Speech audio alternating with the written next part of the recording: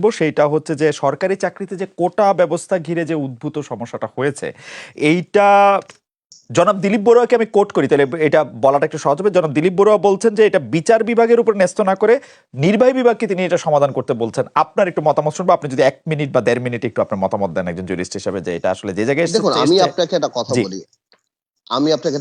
লক্ষ লক্ষ লক্ষ ছেলেদের জীবনের ভবিষ্যৎ না কোনো আদালতের জাজ সাহেব বসে কলম দিয়ে খোঁচা দিবে, এটা না আমি বিশ্বাস করতে চাই না।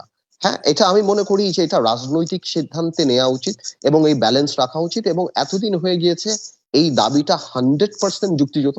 এই কোটাটাকে কমিয়ে যেভাবে রাখা উচিত এবং এই ছেলেরা যে দাবি করছে, সরকারের ইমিডিয়েটলি এই জিনিসটা দিয়ে দেওয়া উচিত, যেটা সরকার আগেই বলেছিল। আদালত দিয়ে না, এগুলি পলিটিক্যাল জিনিস। আজকে আমার কষ্ট লাগছে যে আজকে 10টা ছেলে চলে যেতে পারতো কোটা আন্দোলনকারীর সাথে, 10টা বড় বড় নেতা চলে যেতে পারতো, ওদের সাথে বসতো, কথা বলতো। It shows Awami League politically যে ব্যাংক্রাফট হয়ে গেছে। আওয়ামী লীগ আজকে ওই লিডার নাই যে যারা হেঁটে সেখানে চলে যাবে, যে বসো তোমরা, তোমাদের সাথে কথা বলি, আসো বসো, যেটা আমরা 20 বছর আগে দেখতাম বা 30 বছর আগে হতো।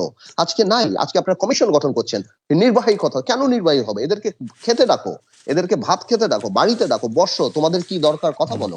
That is the way politics হয়েছে এই দেশে। এই দেশে পলিটিক্স পুলিশ দিয়ে, লাঠি দিয়ে, ব্যারিকেড দিয়ে এভাবে হয় নাই।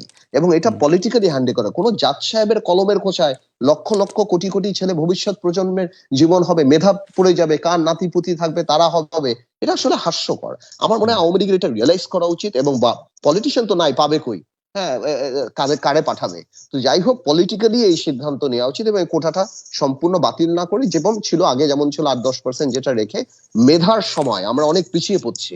আমাদের মেধাটা না আসলে, মেধাবীরা না আসলে আমরা ধ্বংস হয়ে যাব। তো আমার মনে হয় যদি স্টেটসম্যানের মতো চিন্তা করে, তাহলে আমার মনে হয় সরকারের এভাবে চিন্তা করে মেধার বিকাশ হওয়া উচিত।